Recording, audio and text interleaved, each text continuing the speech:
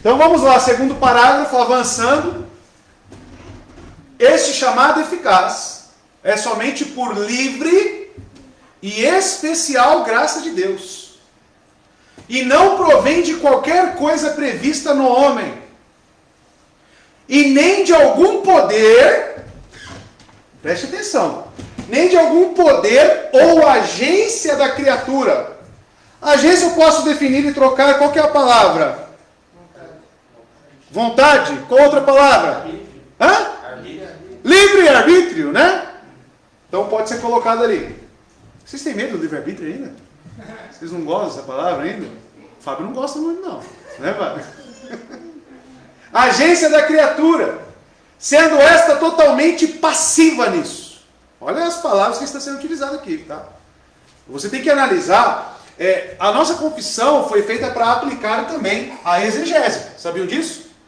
Vocês devem estar preocupados com as palavras utilizadas, com o significado delas, porque é assim que você vai entender a confissão. Então não é uma lida direta, é uma lida pausada. Opa, sendo esta totalmente passiva nisso. O que ele está querendo dizer com isso? Tá? Então você deve fazer uma análise do texto. Vocês têm, a advocacia tem aula de exegese? Não, interpretação de texto, gramática, essas coisas ou não? Só no primeiro. No primeiro? Só que é bem baixo. Cima, Essa faculdade aí, deixa eu contar. Estando morta em pecados e transgressões, até que sendo vivificada e renovada pelo Espírito Santo, é feita capaz, aí sim, ó, é feita capaz de corresponder a ela e a receber a graça oferecida e comunicada nela.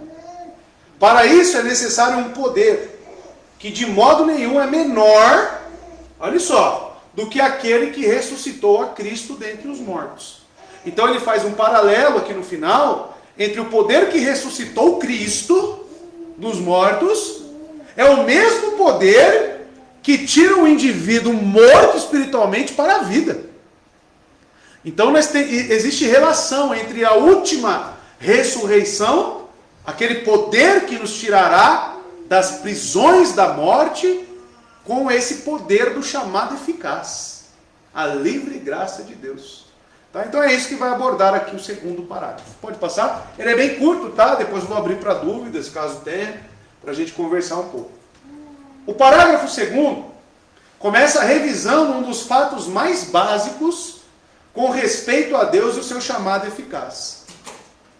Que este provém unicamente, livre e especial graça de Deus. É Deus quem nos salva.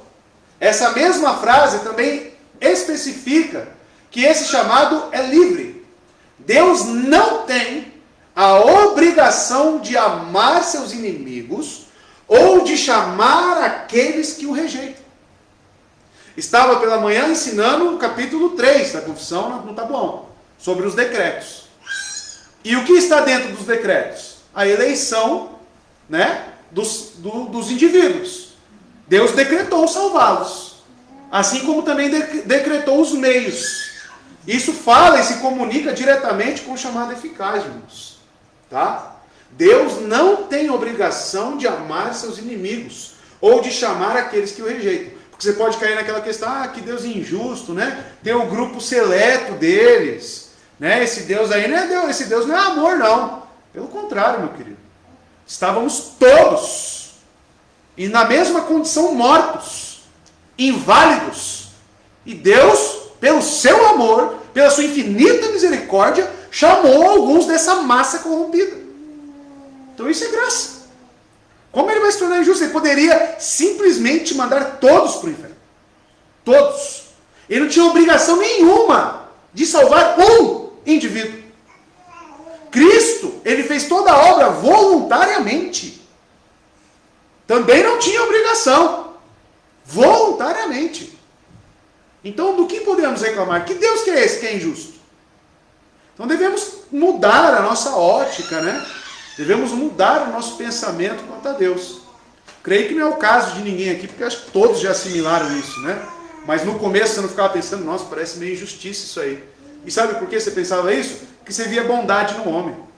Você achava que alguns eram tão bonzinhos, né? Que você, nossa, mas como que vai mandar para o inferno? Aquele fulaninho tão bom.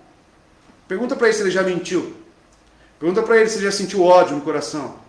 Sentimentos de homicídio. Pergunta para ele. Aí você vai ver que não é tão bom assim, né? Então, amados, Deus não tem obrigação de amar seus inimigos ou de chamar aqueles que o rejeitam.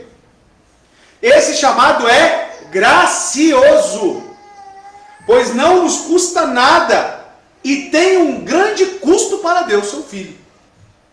Somos lembrados que essa vida veio a nós, estando nós mortos em nossos delitos e pecados. Efésios capítulo 2. E pensar nisso, amado, é justamente algo que nos constrange. Pensar que Deus nos chamou, mesmo nós transgredindo contra Ele, afrontando Ele, pisando no seu Filho. É o que eu sempre digo, né? Não lembro qual teólogo famoso que diz isso, mas ele diz: no céu não terá ninguém que diz que é merecedor do céu.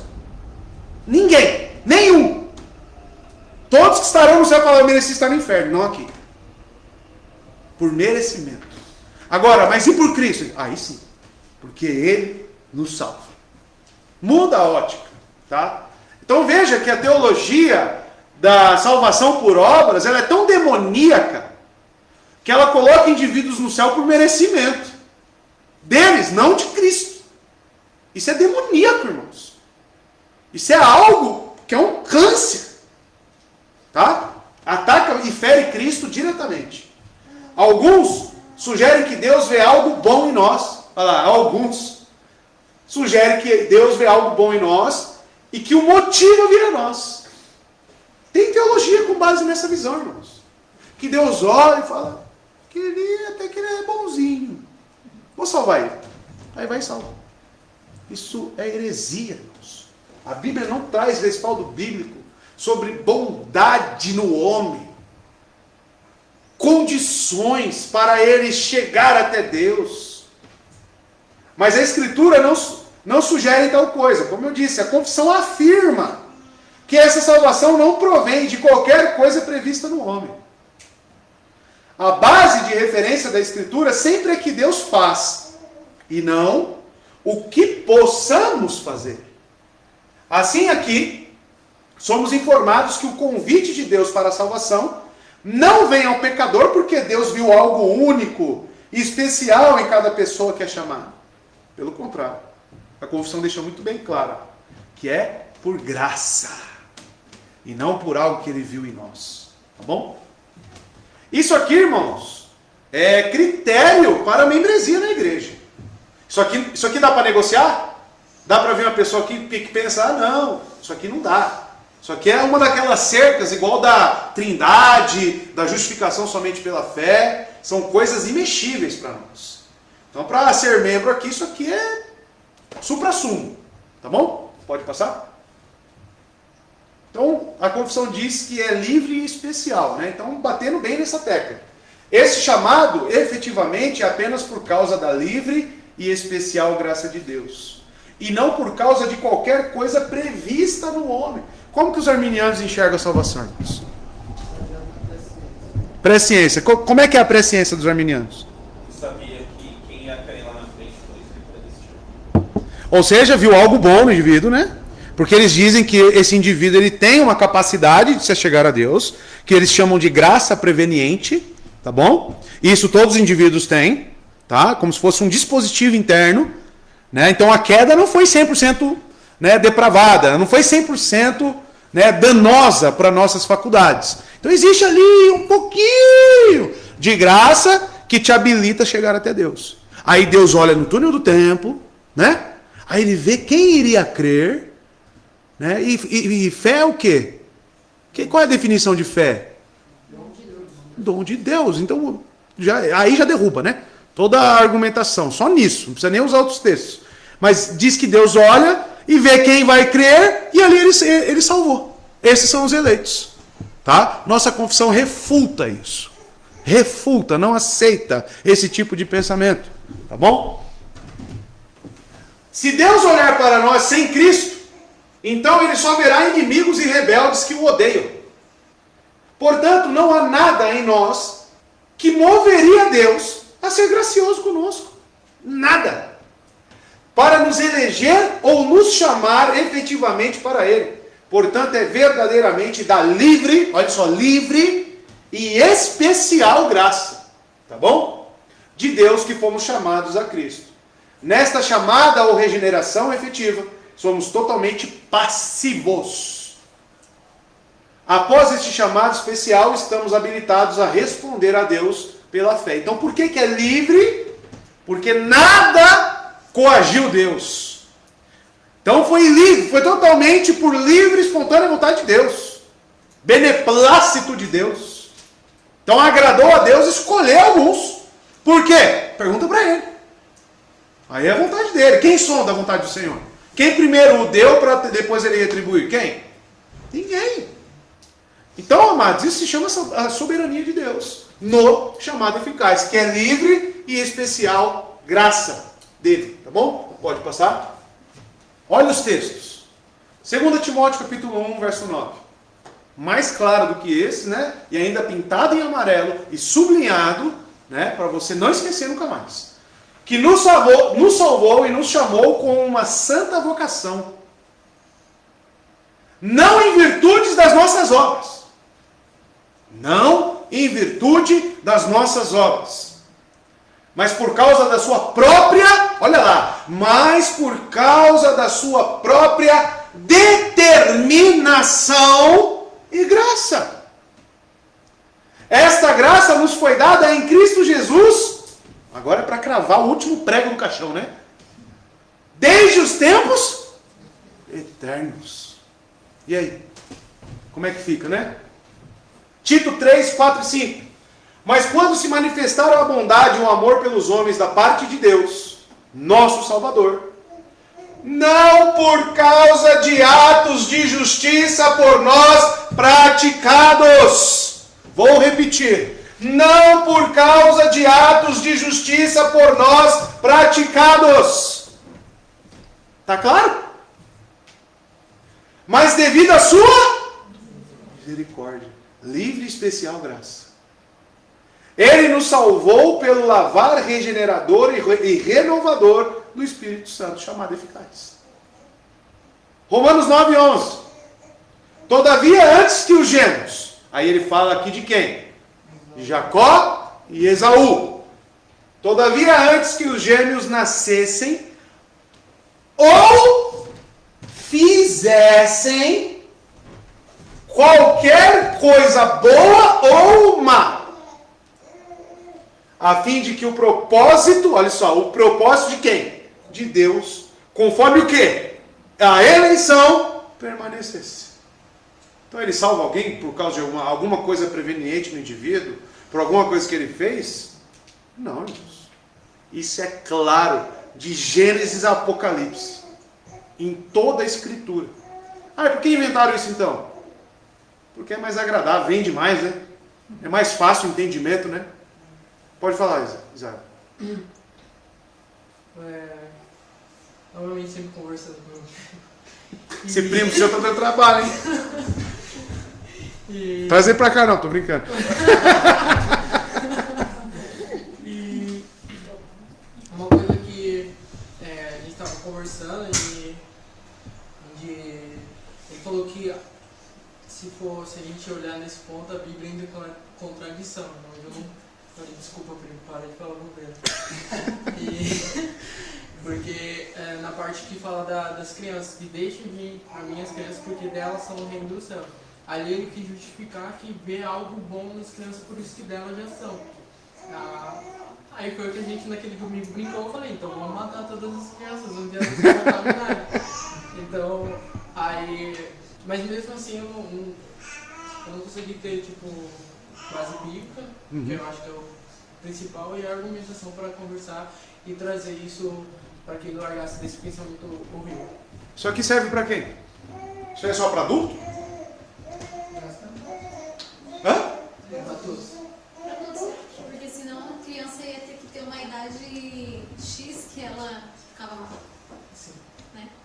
Ou seja, também entraria na eleição por condição. Teria condição. Se for criança, O que é? Mas o terceiro parágrafo vai falar sobre as crianças, tá? O terceiro, tá bom? Mas a questão é, você precisa entender que o homem não faz nada para ser salvo. Tá? É isso que estamos enfatizando no segundo parágrafo. Pode passar? Totalmente passivos. Essa aqui é a nossa condição. Tá? Quando Deus nos chamou. Somos passivos no processo de regeneração, porque é Deus quem trabalha em nós e estamos recebendo o trabalho que Ele está fazendo. Estamos sendo acionados por Ele. É Ele quem leva o coração de pedra, nós não damos a Ele o nosso coração. É Ele que chega lá, pega, arranca e coloca um de carne e vai embora. Ele toma o coração de pedra e nos dá o coração de carne, que o ama e o deseja. É Ele quem escreve suas leis sobre os nossos corações. Nós não escrevemos em nosso coração. Apenas recebemos seu trabalho em nós. Estão entendendo o que é ser passivo nesse chamado? Ele nos trouxe a novidade da vida e assim como o parto natural, os bebês não contribuem em nada para o seu nascimento. Só sai, né? Cadê as mamães, né? A hora que você vê já está lá fora, né? Aí você pergunta para o bebezinho, o que você ajudou aí nessa gestação? Nada, só atrapalhou, né? Só deu um enjoo, né? Só deu dor, mexeu nos órgãos tudo da mulher lá por dentro, né? Então, no chamado de Deus, nós somos como bebês. Tá? E engraçado que Jesus fala para Nicodemos o quê? Necessário vos é... Tem a figura, então, de um bebê? Ele remete a essa alegoria? E ele ainda fala, né? O vento sopra para onde quer, né? Passivo, irmão. Somos passivos. Ninguém sabe de onde vem, nem para onde vai. O que isso significa? Que o homem é passivo, totalmente passivo, tá? Na salvação. Os bebês não contribuem em nada para o seu nascimento. Eles não fazem nada para nascer.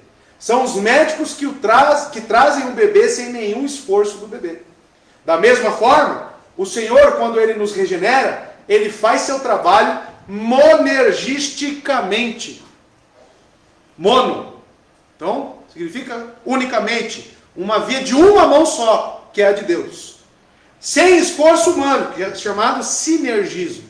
Tá bom? Ele sozinho faz o trabalho de regeneração e o novo nascimento, e nós somos meros receptores de incrível graça. Tá bom? Por isso somos gratos e felizes, né, ao Senhor. Pode passar? Pastor, só um pouquinho. Pode falar. Aqui no sinergismo, no caso, ele se refere ao esforço humano, né? Sim. Porque aí é depois do novo nascimento que ocorre o sinergismo, que é o trabalhar do Espírito Santo no coração do regenerado e o esforço da pessoa, né? Isso. Aqui nós estamos falando na salvação, chamada eficaz. Salvação Tá? É o ponto inicial. A salvação é monergismo, Monergista. que é a ação única de Deus. Única. Tá. Exatamente. Única. Entenderam, irmãos? Nós falamos que a santificação, não só eu, né? Alguns discordam nisso, mas nós também temos que analisar esse ponto sinérgico com cuidado na santificação. Não é o tema, mas pode gerar confusão aqui no chamado eficaz. Santificação não tem nada a ver com justificação. Correto, irmãos? Justificação somente pela fé é um ponto onde Deus escolheu e direcionou o indivíduo para Cristo. Somos totalmente passivos. E o chamado eficaz está relacionado a isso. Agora, irmãos, depois da justificação, tem o processo da nossa vida, chamado santificação.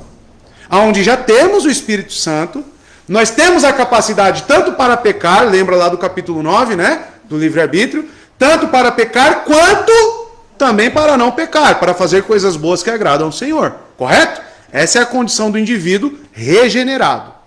Então, por isso que nós falamos que o homem tem condições de buscar ao Senhor. Mas ainda assim, o Espírito Santo também é soberano. Então você pode ler a Bíblia e permanecer sem entender. Ainda assim depende dele. Tá? Mas no ponto de que o homem recebe qualidades divinas para buscar ao Senhor, aí beleza, nós podemos dizer que sim. Tá? Mas mesmo assim depende do Espírito Santo ainda, porque ele é soberano. Tá bom? Pode falar. Essa condição do homem conseguir buscar Deus, isso é só não regenerar. Regenerar. Com o Espírito Santo. Sem o Espírito Santo, impossível. Tá? Porque alguns têm a trabalho de santificação mais rápido, outros têm mais lento, justamente porque depende do Espírito Santo. E porque ele é soberano. Né? Às vezes nós olhamos, nossa, queria ser o príncipe dos pregadores, como Spurgeon, né? Quem disse? E se o Espírito não quiser te habilitar a isso? Aí você fica mirando nos puritanos. Cuidado, tá? Porque tem um neopuritanismo hoje em dia que as pessoas querem ser igual aos puritanos. Só que aqueles homens viveram em total dependência do Espírito Santo de Deus. E foi vontade do Senhor trazer aquele avivamento na Inglaterra. Primeira coisa que tem que perguntar a Deus, você quer fazer isso no nosso meio? Não estou falando de salvação. Estou falando de níveis de santificação, que difere de pessoa para pessoa. Tá? Isso depende do Espírito Santo de Deus. Tá? Então não confunda com isso aqui, hein? Santificação com isso aqui. Tá? São coisas diferentes. Tá bom? Tem a referência do texto aqui, né? Acho que está apagado. Tem aí na tela aí ou não? Embaixo não. Ah, não, coloquei do lado aqui, ó. Desculpa, tá do ladinho. Tá do lado. Aqui eu geralmente ponho embaixo, né? Aqui eu escrevi, senão não ia caber. Não se surpreenda pelo fato de eu ter dito: é necessário que vocês nasçam de novo.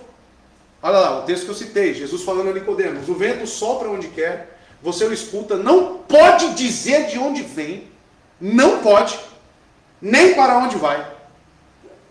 Assim acontece com todos os nascidos do Espírito, todos os eleitos.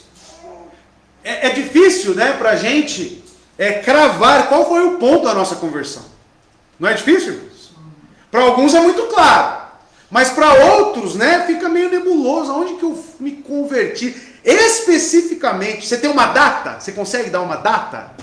Não é todos que conseguem, porque às vezes outros pensam, é depois que eu vim para o calvinismo, outros falam, não, lá atrás Deus já estava preparando.